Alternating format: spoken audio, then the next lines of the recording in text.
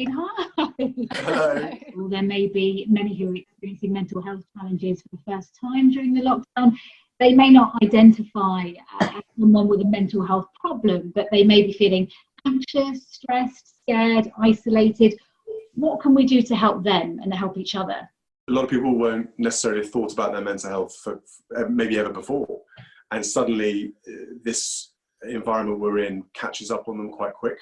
I think the most important thing is talking. I think it's always underestimated how much talking can do. There's been a lot of focus on all the physical well-being, and going out and making sure that everyone's got enough food supplies and things like that. And whilst that is hugely important, we mustn't forget our mental well-being as well. How did you feel when you found out your dad had the virus? I have to admit, at first I was quite concerned. He fits the profile of somebody at the age he's at, which is fairly risky. And so I was a little bit worried. But my father has had many chest infections, colds and things like that over the years. And so I thought to myself, if anybody's going to be able to beat this, it's going to be him. And actually he was very lucky. He had mild symptoms. I think the hardest thing he found was having to stop and not being able to go and get a bit of fresh air and go for a walk. He's a mad walker, loves his walking. So I think he found it quite difficult, especially also I think with his mental health, being sort of stuck inside and not being able to go for walks. NHS frontline workers are being exposed to things that will be very difficult to deal with. What would you say to them based on your own experience? The experiences the frontline workers are going through now is like nothing that anyone has ever seen. I would believe a lot of them are getting on with the job and making us all very proud by how their stoicism and their determination to beat this. A lot of them are putting their lives and their health on the line for all of us. And I think that is coming across. And I think the nation is appreciating and understanding the sacrifices that many of these people are making. But I've also been hearing that there are those who are working in the NHS who understandably are nervous, are anxious, and this hero tag that we're attaching to the NHS workers, albeit is totally valid, we've got to be careful that we don't alienate some of the other NHS workers who do really generally worry and are scared going to work every single day. The NHS and the frontline workers doing the most extraordinary jobs, and I think it's going to dramatically change how we all value and see our frontline workers. This is so new. We've never seen anything like this since the Spanish flu of 1918. I think it's caught all of us off guard, but I do really hope that people start valuing things that really matter in life and forget about some of the materialism that's been out there in the past. And this recenters, refocuses and brings us all together. As a world, we need to be brought together a lot more. There's a lot of divisiveness out there. And I really hope, at the end of all this, that we are a bigger global community than we've ever been before. People are working from home a lot more. Air pollution has dropped drastically. Yeah, absolutely. Notice that.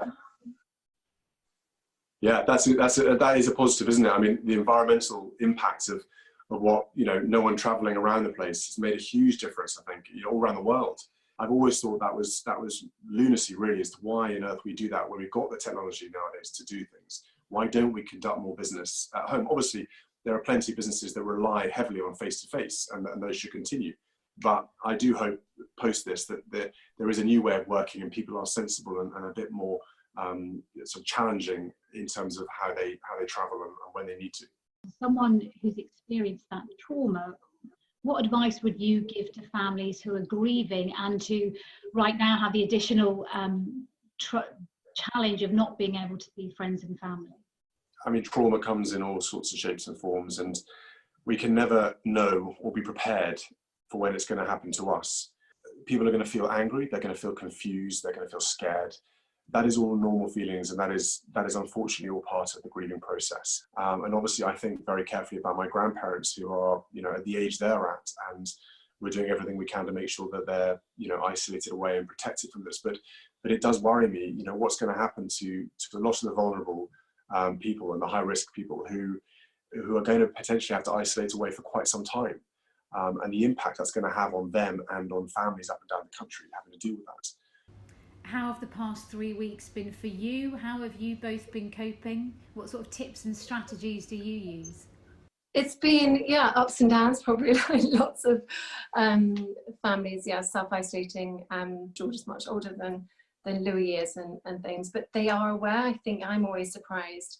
And although you don't want to sort of scare them and make it too overwhelming, I think it is appropriate to acknowledge it in the simple ways and in age appropriate ways. And to both of you, how's the homeschooling going? Yeah, homeschooling's fun.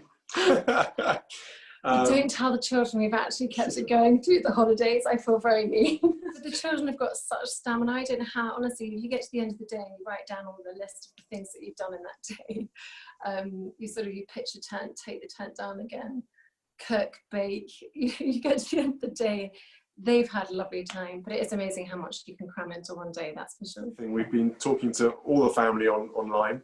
And it's been a really good way of keeping in touch and seeing each other. As you can imagine, the younger generation are a little bit more tech savvy, but only just. I think we're getting there now. The family are getting a little bit more used to being able to contact each other and pressing the right buttons and not dropping the computer halfway through. No, it's so true. And actually, I think your father and my parents and our families and things like that have really loved keeping in touch with the children, because it's really hard. It gets a bit hectic, I'm not going to lie, with the 2-year-old. For some reason, he sees the red button and always wants to press the red button.